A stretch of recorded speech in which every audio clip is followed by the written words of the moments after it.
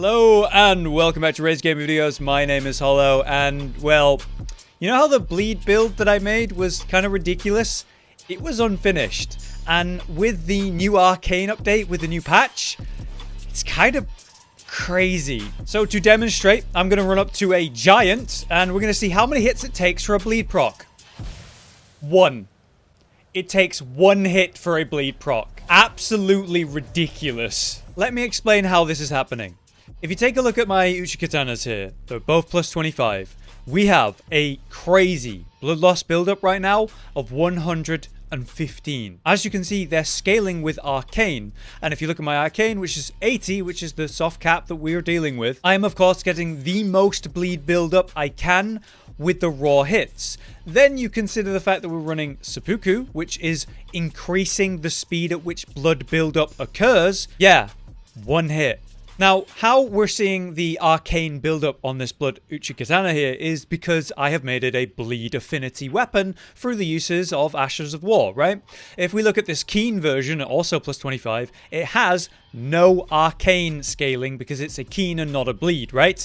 So, my Arcane is doing nothing for the bleed buildup, therefore, the blood loss buildup number is 45 compared to 115. That is how much of an impact my Arcane is actually making right now. To change the affinity of weapons, you need different whetstones. They do lots of different stuff, right? We have the iron one for heavy and keen. There's the glintstone for magic. We got the fire one. We got the holy one. And of course, we have the black wet blade, which does poison, blood, or occult. And these are arcane scaling types of affinities. So I'm going to do a quick test on a really high level giant here at the end area of the Mountains of Giants. And as you can see with this moveset, I can crouch an L1, and that is going to hit with both weapons. So if what I believe to be the case is correct, if I crouch L1 and hit with both weapons, it will be an instant bleed every single time, right? Crouch L1, bleed proc. Crouch L1, bleed proc. Crouch L1, bleed proc. It's really good. If we look at it in a boss fight, you can see the bleed buildup is occurring so often that it's basically every time that I go for an attack, I'm getting a bleed occurrence.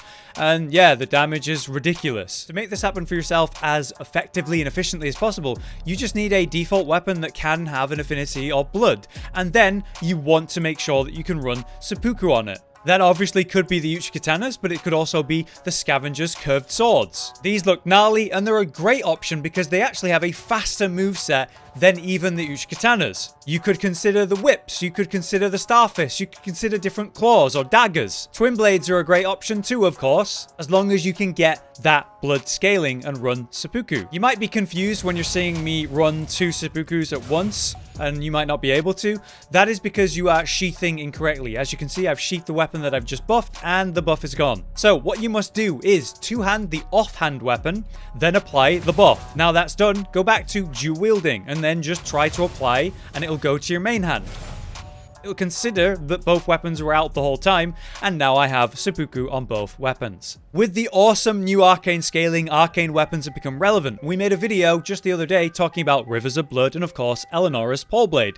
Both of these weapons are incredible, but as you can see, their blood loss buildup is sat at 83 and 78. It's not going to go higher than that unless I raise my arcane beyond the soft cap, and that's going to be very inefficient. Compared to the 115 of a neutral weapon with that bleed buildup, with the blood affinity, it's just not comparable. These weapons are really strong, and there's so many examples I could give you in PvP or certain boss situations where they could even be better. But if you want the maximum bleed buildup, you want to give yourself a weapon with this bleed affinity and run seppuku on it. In that video, I was getting a lot of questions about stats and what of my equipment. Actually, people were wondering like what my chest piece was and what my like gloves and legs were, which do nothing for the build, by the way. It's purely cosmetic, but there you go. What actually matters is what I've just explained with the weapons, and then your talismans and the white mask. The white mask is quite an interesting one. It's going to give you extra attack power when there is blood loss occurring, so when you get a bleed proc, so that's obviously great. It's going to raise how much damage I do once I get a bleed proc. We have another thing that's going to do the exact same thing,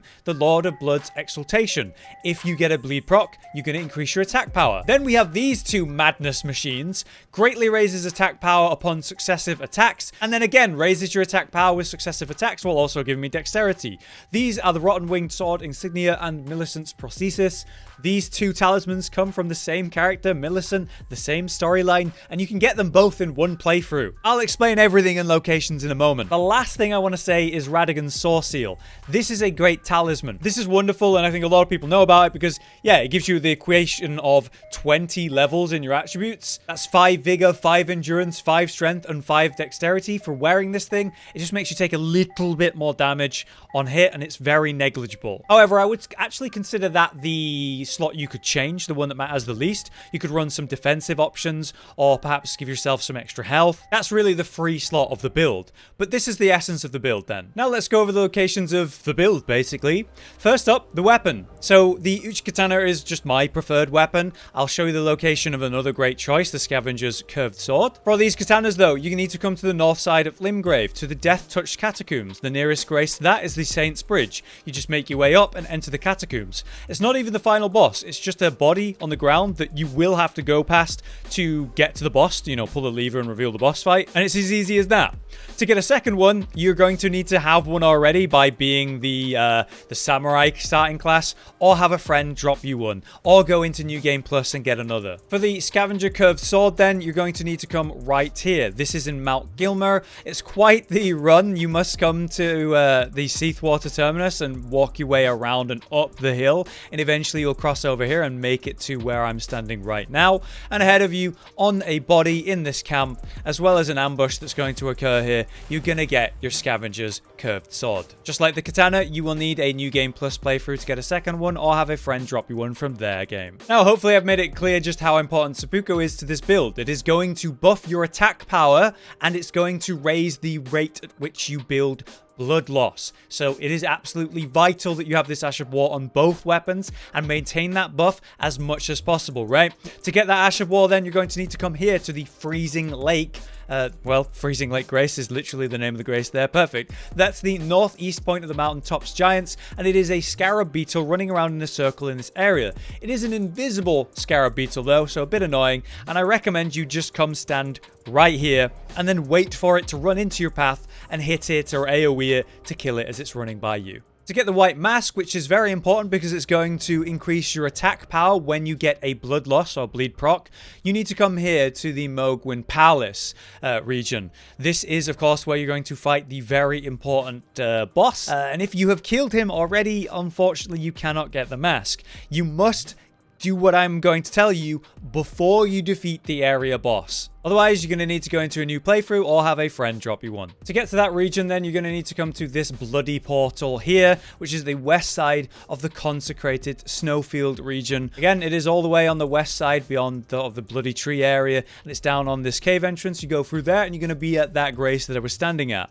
Or even earlier game, we can come here to the Rose Church in the Lake region, and you will need to complete Varre's storyline, in which he asks you to invade 3 players, whether you succeed or not, and then also go get the Blood of a Maiden. Yeah, you don't actually need to do his storyline to get the White Mask. I didn't have to do it. So from the starting grace at the Palace Approach Ledge, we're going to go down and curve around and come around to the left side of this bloody swamp. Once we're down here, we will come around the corner, and around this point, you will be invaded. I've been told that there's 3 invaders. For me, it was just the one. Perhaps part of Varre's storyline, you will have 3 invaders. But ultimately, when you're killing someone who looks quite like Varre, you will get the White Mask and the outfit associated with it. But let's talk about the Lord of Blood's Exultation talisman, which is very important. You need to come to the subterranean shunning grounds, or the Lindell Catacombs Grace specifically, and head down into the catacombs and defeat the boss of that area. Once you kill that boss, you will get the talisman. It's as easy as that.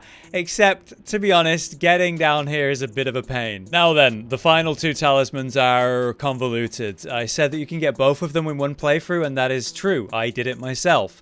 Normally, what happens at the end of Millicent's storyline, the NPC associated with these talismans, is you make a choice whether you're going to help her or invade and kill her, and the result of which will be one of these talismans. However, at the end of Millicent's storyline, if you help her, you will be rewarded with the Rotten Wing Sword insignia. And then you will have a final conversation with her in which, once the dialogue is exhausted, she will end her storyline, let's say, and you'll be given a very special item that results in a +10 upgrade item, right? If you kill her before exhausting her dialogue in that moment, like I do here, yeah, you get the Prosthesis, which is awesome because both of them combined together are nuts. All of that storyline begins here in this church, the Church of the Plague. This takes place in Caelid. You must make your way uphill beyond the Salia town of sorcery to get here. And in this town of sorcery, you have just a simple task. You're going to climb the towers, like so, and go light the 3 flames.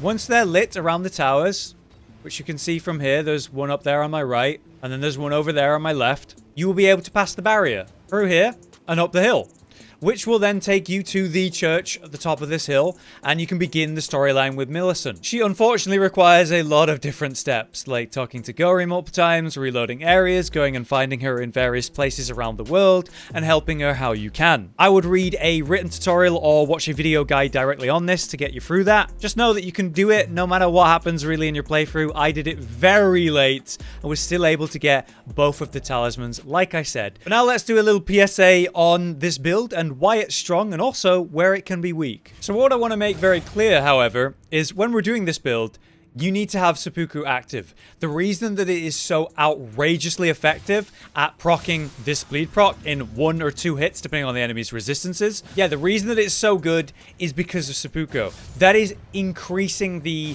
chance, there's a 1-hit proc, that it will proc the whole time that your weapons are buffed up. That's what it's all about, meaning the build is tied to this.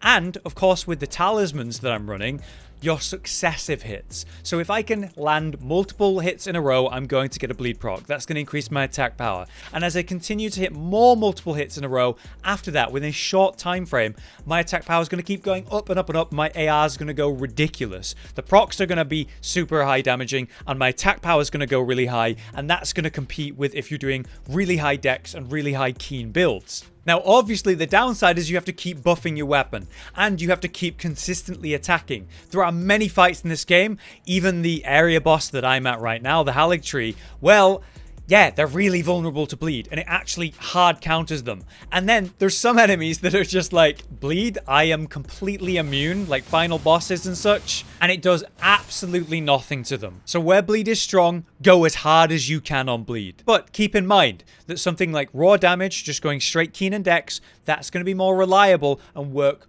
in general. As you can see in PvP, when I'm able to get these multiple attacks, wow, this guy just blows up, right? But in a real fight against a guy who's, you know, dueling me, they're going to play out my seppuku timer, and I'm going to run out that buff. So it's really about that buff and the timings that you can get successive attacks. In my opinion, this build is flat out, I must kill them within my seppuku buff, or I'm looking for insane PvE damage against an enemy that is vulnerable to bleed. But that is my explanation and guide to bleed and arcane and this build. I hope this was very useful to you and helpfully answered a bunch of your questions. And a lot of people in the comments were saying, like, I'm gonna wait for someone to do the experimenting for me because we only have so many level tiers, and I completely understand that. And that's what we do here on this channel right now. So it's very, you know, good that hopefully we can help you out. If we have, please drop a like so we can keep making videos like this. But for now, I've been Hollow, you've been you. We'll see you next time. Josh, Cotton, and Hollow with the videos, dropping the humor like a hammer on your tippy toes, bringing entertainment on a daily arrangement to take our insanity and turn it into entertainment. Yes, I said entertainment twice,